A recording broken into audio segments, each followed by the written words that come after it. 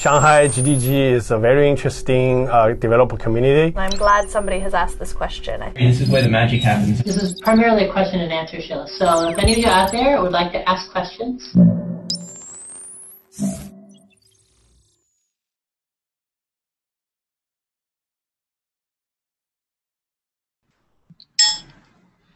So, hello and welcome to another episode of GDL Israel. This week we're going to actually repeat a session that we did last week, because last week we had some problems, and in the end of the show the quality of the video and the audio wasn't too good, so we're just going from scratch today, and hopefully it will be even a better job because we already did it once, so we'll get better and better. Without further ado, let me jump into the code and show you how it's really easy these days to use and leverage Google Apps Script in order to create a powerful backend, so you don't need to actually create any server-side coding and have a nice web app that could be quite functional.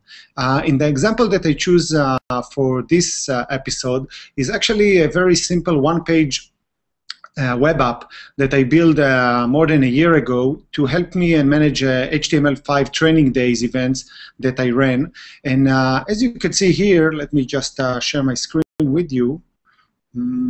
Let's make sure that we're choosing the right one. Yes, this is the one. So hopefully you could see what I'm showing now. And this is basically the GitHub page that contains all the code, and you are most welcome to fork it and browse it and look at it. What you can see here is basically a very simple one-page site that contains all the functionality that you wish to have when you're organizing an event. And in this specific location, under the directory of gdoc scripts, you could see all the JavaScript code that basically will help us to run the server side of this website. The website is something that you could expect from an event site. First, we're talking about the event and giving a nice link to register. Later on, we'll want to open and share with our users an update schedule and update document. And that's actually a nice, cool feature that you could do with Google Docs. You just open one document as a public, let everyone write and read with it. And because it's a long link, you could pretty much be safe that no spammers will get it, because if you're doing an event for 50, 60 people, most of the cases that most of them will be good citizens, and the document will be very productive. Then we're giving some information about where the location of the event is, and in this case we gave a link to another document that we prepared with the map, the schedule, and even a back channel so people could speak with each other. Last but not least, some contacts to people that are speaking in that event. And then if you're clicking on register, of course you're getting our Google Doc form that basically gathered the information from the participants and making sure that we'll be able to track what they liked us to speak about, to aim and to make sure that we know the audience in advance. And then we're gathering some interesting information that later on we could just have it all in our spreadsheet here. Now, the magic here is that in this spreadsheet we'll get a very nice detailed data from our participants. Let's run one of these just to see how does it look like. So we'll go here to the live form, and here I'll just put my details. Doesn't really matter now the email, so let's put aaa@example.com, and company Google, and title developer that's my title, and let's say that we are into Java, Python, Flash is dead, so HTML5, and of course maybe Ruby and JavaScript. And we're looking both in internal and external web apps. And which browser do you target? Let's say that we want to target Chrome and Firefox, and IE 9 and above, so more or less modern browsers. And you know what? Not Opera and Safari as well, give them some love. And have you heard about Chrome Frame? Yes, of course. And we want to use it when we can because it's improved performance. And you could see how old it is because now it's Sencha. We should probably change it. Sencha, actually, we should leave it. Senta maybe right here, but Sprout Core should be Ember. And we don't have here Angular, so let's put other. And that's it. Let's submit it. After we submit it, we're getting a nice thank you. And you could see here that if I'll refresh it, yeah, probably I'm using, yeah, it's a different document, of course, because you could see here I have the London HTML5 training there, and here I have my GDL example. But nevertheless, let's say that we have the information here. Later on, if we opening the script editor, and that's done from here, script editor, it will take a second, and basically all the code that I show you first in the GitHub is right here. And here, let's go real quick on what this code can do for us. So first, to the people that didn't show in the past how the script editor in Google Apps look like, this is our environment. It's quite nice that you could get more or less all the main functionality that you want, like saving it, running it, debugging it. And in this specific example, let's try and jump into the code and go over it when we are basically debugging our code. So let's start with sending an initial email to our participant. This is the function. And if I'll click on the debug, you could see quite quickly that basically I have here a nice window of debugging the information. And it stopped on the first line. And now I can do many things. Of course, I can jump into the function. I can go above. I can do many, many things that you want. And in this location, I'll get all the information about different things like the variables that I'm watching, breakpoints that I'm putting, and so on. Here, what the first we're doing is just to get a hold of our active spreadsheet. Then we have the specific sheet that we're going to focus on, and in this case, it's the registration.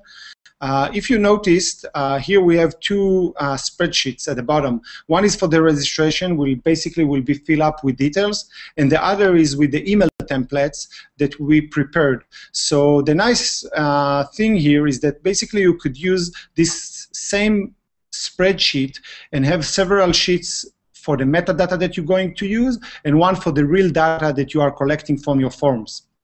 In our case, here we're using the first email that we're going to confirm the application of several participants, and then when we're filling our max amount of people that we could host, we could send a nice other email for telling them that we don't have enough space, but we'll put them in the waiting list, and then if people will cancel, we'll be able to pull them back. Then if spots are open up, we are able to send a new email and reassure them that they are now in the event. And of course, a reminder a week or a few days before the event, just to make sure that everyone will bring the right things and will be at the right time and place. And last but not least, to send a feedback form, so to ask to gather feedback after the event so we could get better and better at that.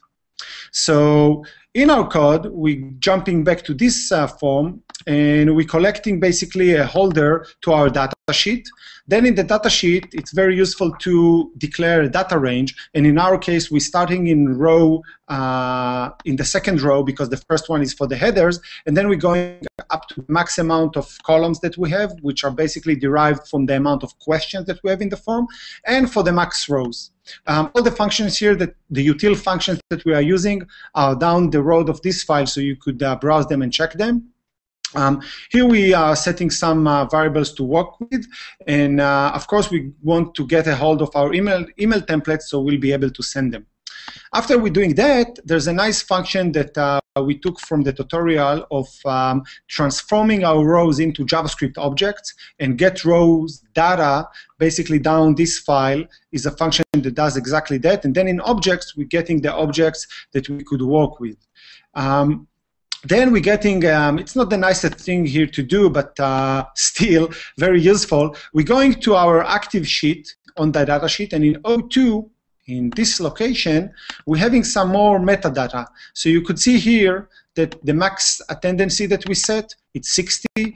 We could give a name to the event and have some useful information. How we're setting it, let's just start now that we have a new menu that we added here. And if we want to set a new max attend number, we're just clicking on the first menu item. Let's say that we have 80 spots, clicking OK. And as you can see here, we just change it. Let me make it bigger. It's here. So after we got this number, we're going here, and for every row in our data, we just want to make sure that we don't have any response yet. So for the ones that will want to respond with yes, we'll fill this constant or no or waiting list. And then we're trying to sum it up and just go over the ones that are responded already with yes. For them, of course, we just want to make sure that they won't get too many emails. Actually, more than one, it's not good for us because it's spamming. So we want just one email per person per action. Here we'll just see that our number of yeses is still lower than the max amount, because if it's bigger than the max amount, we probably want to send emails of the waiting list. But if it's lower than the max, and that's what it is right now, we'll get the template email, the first one, if you could remember, A1, which is just confirming the people that are okay with the event. And then when we have the right email template here, we're setting the right place here to make sure that we're setting the value of yes, so we won't send this person a new email. And here we got just getting the right subject to the email and sending it. So this is the email text that we gather. This is the subject of the email. And here, this is what the magic is done. We just mail up, send email, and everything is done for us. You should remember that for the first time that you run it, it will put a big warning sign that are you willing, and give the permission, give this script a permission to run. And once you do that, you could run it. All the emails will get your Gmail address. But if you want to prevent your specific Gmail from being presented, you could fill here at the end with more choices like no reply or sending an alias and lots of other things. Last but not least, we're updating our objects and moving forward on that. You can see here that when we're updating the waiting list, basically it's more or less the same logic. The only thing that we'll do here is just to make sure that we are passing on all the ones that we marked with waiting list and just transforming them to yes if we have the space. Now when we are doing that, the status here, of course, will change, and then we'll be able to control who is coming to the event and who is not coming. So that's in terms of the backend. Other things that we have here, as you can see here, you have a nice drop-down that's showing you all the functions that we are using. For instance, if you want to see how the set max attendance function looks like, just a quick link on it, and then let's go here with set max, and let's find it again. And here you could see that it marked it for us in this section. And basically what we have here is a nice way to gather information from our users with the browser input box. And then we just want to make sure that we are only using digits in this case. And it seems that we are using just digits, so everything is fine. And then we are just putting it in the right spot. What I suggest to you when you are doing a real big complicated application here is just to make sure that you use constant here. It will make your life much, much easier.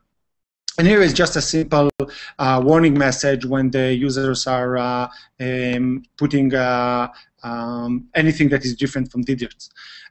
If you were wondering how you're setting the nice new menu that we have here, which we call Hackathon, and you could give it the name of the event, so you could be able to use it again and again.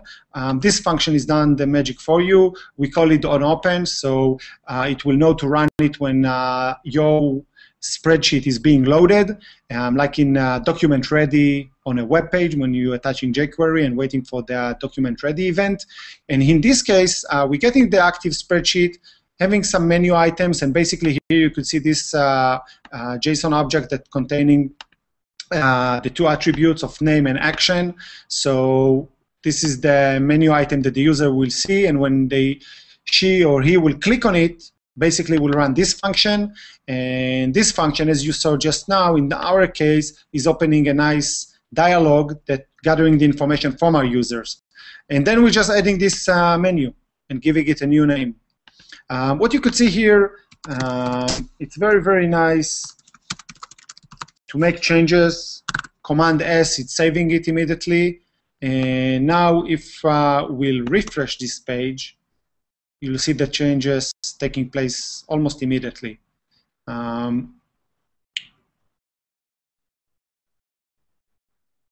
Let's open the script editor. And now you see that we have GDL example menu item and not what it used to be. So everything is quite responsive and giving you feedback for what you're doing quite quickly, and that's really nice. And of course, if you are happy with the results, you could always publish it and submit it to the gallery. So for people that doesn't know where the gallery or how to approach it, in every new spreadsheet that you're opening, you have under Tools the script gallery. And when you're clicking on it, you have this nice dialog that's letting you see lots of other useful things that developers did. And basically, I encourage you to check it out before you are pulling your sleeves and starting to code stuff, although sometimes it's really nice to gather things and build them just in order to understand them better. Let's jump a bit to see our simple code for the one-page site. As you saw here, I opened the view source, and you can see quite quickly that I'm using Modernizer because it's a great library and tool that let us do feature detection and not browser sniffing, so we'll know what we have in each and every item. And I'm using HTML5 boilerplate, and I'm getting for free all these nice hacks that we need to do if we want to support other browsers. And of course, I'm having this one meta tag, so if the user is running in IE and they got Chrome frame, everything will work faster to them because it will know to detect them and to actually tell the IE to use the headless Chrome frame. And from there on, it's very, very simple site that we're using, simple navigation on the top, and then nothing too fancy here. We tried with Bitly just to make short links that people could remember, like HTML5 London feedback and things like that. Let me make it even bigger so it will be easier to read. So this is what I spoke about. So everything is quite easy to understand. A description of the event, and then we heavily leveraging Google Doc sharing capabilities just to have a back channel to the people that participating in the hackathon, and just to make sure that we have a schedule that we are able to update it on the fly so people have one source of truth during the event. So here there's nothing fancy, and it's pretty useful just to have this site up and running and doesn't need to worry about any server side, because all the server side in terms of information, this spreadsheet is our database, and this email templates sheet giving us the freedom and the ability to basically give personal customized email to the participants. As you can see here, we're using a very simple methodology to have this $sign and then this specific template. So later on in our code, and let's see how we're doing it, we'll replace first name with the first name that we have here in the B column. How we're doing it, it's quite straightforward. You could see here that when we're sending the email, basically we're having the raw data email address, and before that we have a fill-in template from object. So this function, let's just do a quick find on it. Another one, and here it is. Basically, it's going and do a regular expression over the template that we set, and the template is looked like this. And we have another function basically that before that just going and checking this regular expression to know where or which column we are talking about. And after we do that, the function that I spoke about just now is the normalize header, which basically taking and just making sure that we won't work with any capitalized letters or spaces, just to make sure that we have keys to our objects. And after we're doing that, we just replacing the right template with the names that we want. In our case, here, when we're giving the data that we want to replace will be the username, the user first name. So when we're filling it from the template, we're having the right name, and then we are able to have this email text filled with the right names. So that's very straightforward and easy. And then the user are getting nice customized email with their first names at the top, and you could think about lots of other ways to make those emails look better and be more personalized. By the way, here the emails are all in text format, but you could use HTML, and that's quite nice to be able to use it and then have even richer emails to the users. All the information about how to use it could be found here. Let's do this real quick. And this class of mail app giving you all the different options that you want to do when sending emails. And for instance, here you are able to set attachments and make sure that it won't be just text, but HTML and lots of other things. So I think we cover all the main important parts, and if we have questions, this is a good time. If not, please feel free to check out this site, which is ido-green@appspot.com, or just use, let's open the console and write it real big. So it will be GreenIdo on Twitter, or +Lee/GreenIdo for G+. So thank you very much, and until next time, be strong.